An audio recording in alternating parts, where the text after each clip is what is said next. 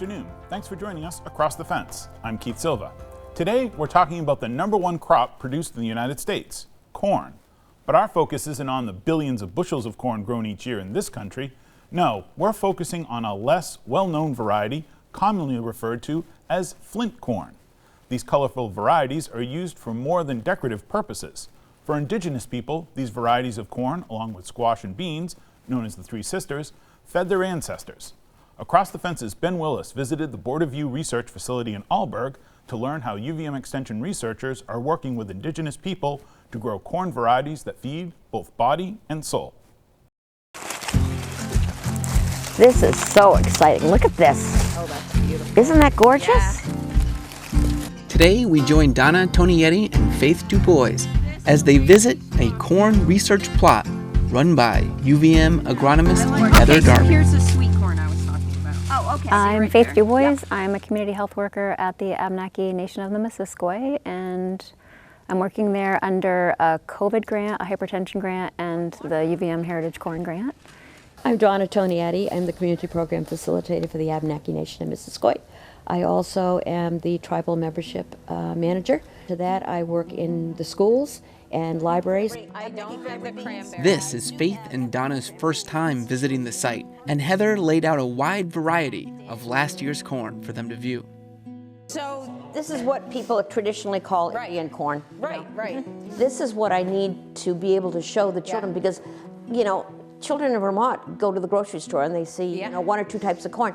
What they need to understand is this whole, concept of this is what the future holds. If we can start, raising wide varieties, then as climate change, happens, there's still a possibility of raising productive, varieties. Our goal is to find the ones that are adapted to today's climate and try to continue to select and breed so that northern Flints live on. Look at all the different varieties. Doing it like here. This is bags of corn that we harvested that when we're ready, it's ready to be milled up and, send off to whoever needs it. Oh yeah, and we've been handing out the cornmeal.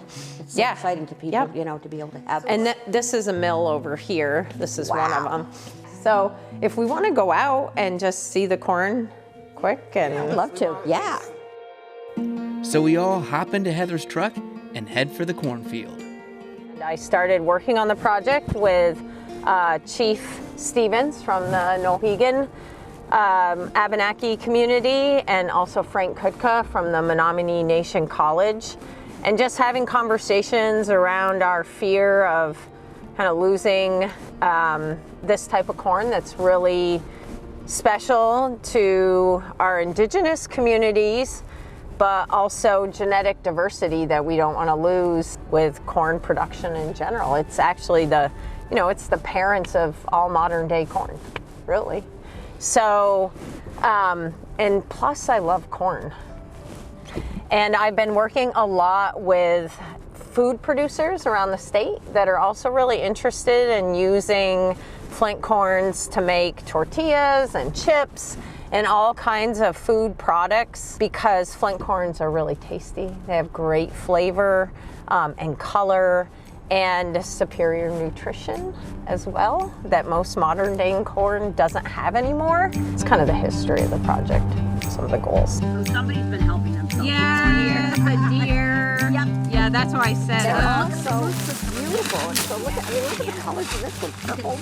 So, we'll come out here and we'll just pick the ones we love. We obviously want to pick from plants that are still standing. And for a Flint corn, this is standing really well. A lot of the times they have really weak stems and root systems. That's one of the problems with Flint corn. It has kind of shallow roots. So to adapt it better to climate change, we're trying to find ones that are better rooted. If you can pull it out of the ground or kick it down, it's just, it's not very good. The artist in me just wants to go through and just open every one up. It's like, I know, it's addicting when you're out here. Yeah, I know. like, and every time you're walking through it and you're like, oh, I gotta keep that one. Oh, I gotta keep that one. I mean, And soon, all three are doing just that. kind of fun. I'm like a kid in a candy store. I know. It's kind of like. As an educator, I love being educated. Heather, you have just made my day. I'm so glad. Okay, look at this one. It's almost completely red. There's hardly any other color in it. Look at that. This is a dream come true. Look at this. You know, we need to preserve our history and our culture, no matter who we are, what it is. But we also always have to be thinking about our future. Had most cultures, Abenaki or otherwise, been able to continue to grow their own food and grow the corn that they loved and the beans and etc., they would have already been doing this. You would have constantly been already selecting for whatever it was you needed. This is the inspiration for the beading that we do. It had to have come from thousands of isn't years it ago. gorgeous? It's just I mean, to see these colors look at this and one. know that, this is the This is one inspiration of my for the favorites. future. Oh, I love the colors in that one, too. Yeah, they're like glass beads. I had never even made that connection, actually. Well, you guys are welcome to stay and come back out. Oh, I will definitely yeah, come back. or 'cause come I back. can talk to you again. Yeah. In Alburgh, I'm Ben Willis with Across the Fence. I'm joined in the studio by UVM Extension Agronomist Heather Darby and Chief Don Stevens of the Nullhegan Abenaki. Welcome to both of you. Thanks, Keith.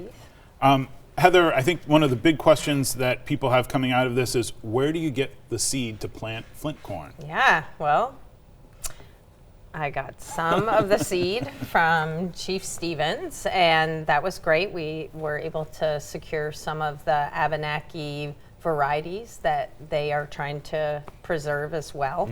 But then I also was able to secure a bunch of the seed from the USDA germplasm repository, which houses probably hundreds of thousands of lines of corn. Excellent. That's where I started. Well, I can see Heather's been motioning, and Don, you brought some examples of Native American indigenous corn. What are we looking at here? This is not corn that we normally see at our farm stands. Right. When Europeans first arrived, they would have found this corn, which is Coassuck corn. It's highly packed in oil, and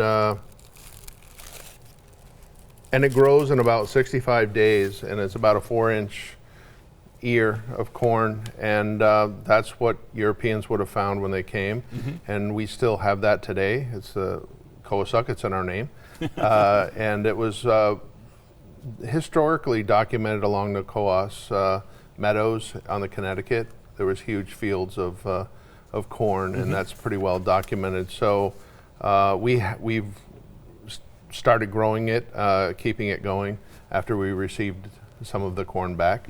The other corn is a pod corn. This one here. Yeah, this one is pod corn. Each kernel has a husk, so it's the closest thing to grass of where it originated out of. And the last time it was documented was 1902 in the Boston Globe, that we would use it for our corn ceremonies, and we would wear it as decoration to honor the harvest and the corn mother story. So part of what I would like to do working with Heather is trying to develop the nutritional value of these corns, and also what they are best suited for. Are they, especially this pod corn, are they a popcorn? Are they a grinding corn? Are they just decorative? So it'd be nice to start to explore that a little further, but you won't find this anywhere. This is Abenaki pod corn. And before we started recording, I said, "Could you grow that, Heather?" And you looked at me, and you said, "Of course we could grow that." Of course I can. Yeah. Of course I can. Yes. Does this require any special, anything as far Anything as different? anything different than growing? No, regular I mean, corn? plants are plants. They require they have basic needs just like we do. And, some plants are more challenging to grow than others.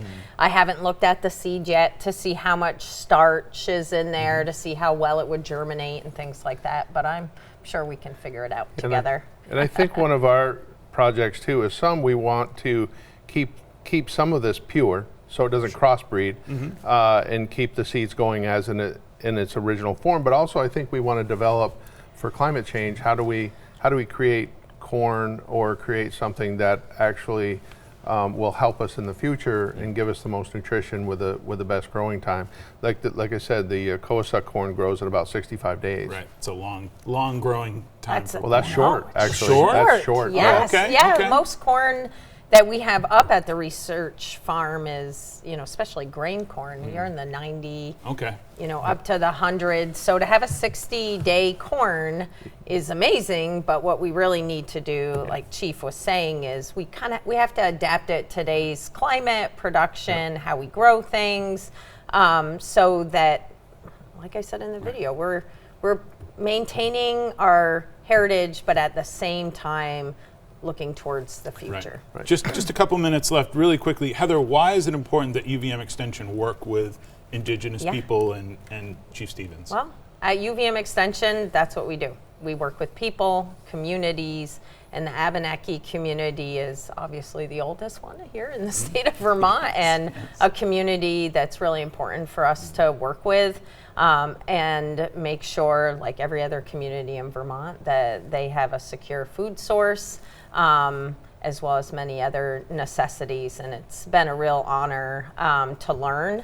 I'm a scientist, and Chief Stevens and others have taught me a lot about other really important aspects of growing crops that I had never considered. And so that's been really exciting to me. And Chief Stevens, the same question for you. Why is it important for Indigenous folks to work with UVM Extension? I think, again, we have the cultural knowledge and what we traditionally did, and Heather is a scientist, so she has the data and she has the ability to dig deep into the data, and we're looking at it from the cultural aspect and what we traditionally did. They're looking at it from the data, and I think it's a good marriage, good partnership.